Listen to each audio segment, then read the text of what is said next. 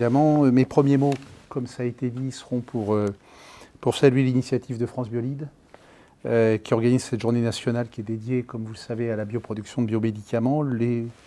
Mon second remerciement va aller à Merck, évidemment, une entreprise que je connais particulièrement bien. D'ailleurs, j'ai envoyé ce matin, en arrivant, une photo du site à votre président, puisque c'est aussi le président du LEM, en exercice. Et donc, merci de nous accueillir dans vos locaux, dans ce magnifique vignoble des Graves que vous avez traversé en arrivant. Vous le savez, la plupart des nouveaux médicaments sont désormais issus des sciences du vivant. Quand vous regardez à peu près ce qui est délivré en nombre d'AMM à l'échelle européenne, il y a à peu près 60% aujourd'hui d'AMM qui sont issus des sciences du vivant et 40% qui sont issus de la chimie. Alors en nombre de patients, ce n'est pas tout à fait la même chose.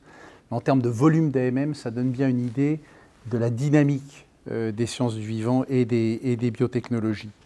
Et vous savez aussi que la France a du retard. La France avait du retard. Il y a un chiffre que j'aime bien citer. La France ne produit que 3% des anticorps monoclonaux qu'elle consomme. 3%. Et donc, c'est vrai que c'est un secteur d'activité stratégique, surtout à l'heure où le thème de la souveraineté industrielle revient au premier plan.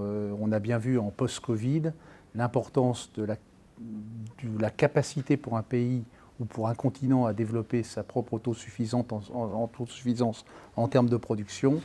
Et on voit bien effectivement qu'il était temps de réagir. Et comme vous l'avez dit, l'ambition a été posée lors du CSF de décembre 2022, faire de la France le leader européen de la bioproduction de biomédicaments. Et quand on a vu ça, moi à l'époque j'étais directeur général, je dis ouais, il y a quand même une grosse ambition, parce que produire 20 biomédicaments d'ici 2030, ça veut dire qu'on les a déjà au moment où on fait l'annonce, ce qui ne va pas de soi. Et donc c'est vrai que le pays peut s'appuyer sur des secteurs d'excellence. On a une tradition malgré tout de biomédicaments et en particulier de vaccins, qui est quand même une spécificité forte de la France. Et cette filière a été définie comme priorité stratégique dans le plan Innovation Santé 2030. Donc tout ça a été reconfirmé. Il y a eu des moyens considérables qui ont été engagés. Je crois, mais vous me corrigerez, Caroline, si je dis une bêtise, mais je crois que sur les 3 dernières années, il y a eu à peu près 2 milliards d'investissements qui ont été faits sur la filière, que ce soit, et ça aussi c'est assez exemplaire, des financements publics et des financements privés. Et donc, sous cette impulsion, c'est vrai qu'il y a de nombreux biomédicaments qui sont encore de développement en France, et singulièrement en Nouvelle-Aquitaine. Et c'est vrai qu'en tant que pôle de compétences santé de Nouvelle-Aquitaine, Alicena est ravi d'avoir coordonné la déclinaison régionale de cet événement national.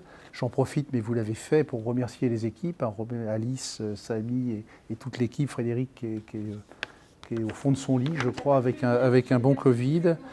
Et donc, merci aux équipes d'Alice. On est aussi très heureux, la salle est pleine, on est très heureux d'avoir pu rassembler une grande partie des acteurs de la chaîne de valeur de la bioproduction de médicaments de Nouvelle-Aquitaine. Vous savez que je viens d'être élu à la présidence d'Alicena la semaine dernière, et c'est vrai qu'au cours des déplacements que j'ai pu faire, à l'occasion de cette élection, j'ai pu mesurer tout à la fois la richesse de l'écosystème néo-aquitain, mais aussi, et beaucoup d'entre vous me l'ont dit, le besoin d'échange, de mutualisation, de transversalité, de partage d'expériences. Eh bien, cette journée en est une illustration, et je souhaite vraiment que cette journée puisse vraiment donner l'occasion à chacun d'entre vous d'échanger, d'apprendre, de partager. Parmi les enjeux de cette journée, il y a aussi, j'allais dire bien entendu, l'impérieuse nécessité de préparer les emplois de demain. Quels que soient les métiers, les industries de santé peinent à recruter, mais c'est sans doute encore plus vrai dans le domaine des biomédicaments. Attirer, former, conserver les talents, c'est aussi un enjeu.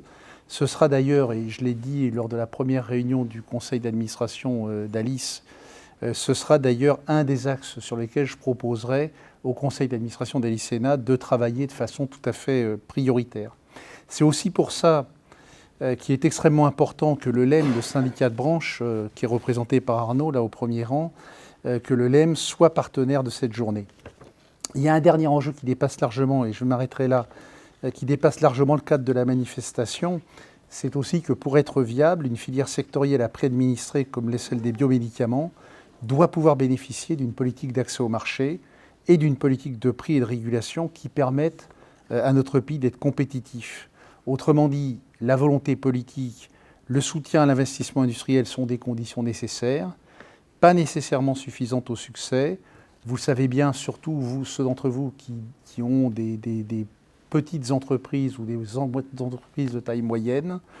In fine, cette volonté politique et cet investissement doivent aller l'amble avec un accès rapide dans des conditions lisibles et prévisibles et des politiques tarifaires qui ne décrochent pas de celles de nos concurrents intra-européens, au premier rang desquels l'Allemagne.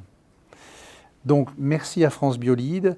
Cette journée, elle est très importante, hein, vous l'avez dit, il y a 29 événements dans 11 régions, 75 structures impliquées. Et donc on espère tous que cette manifestation va permettre d'accroître la visibilité et l'attractivité de la filière. Je vous remercie.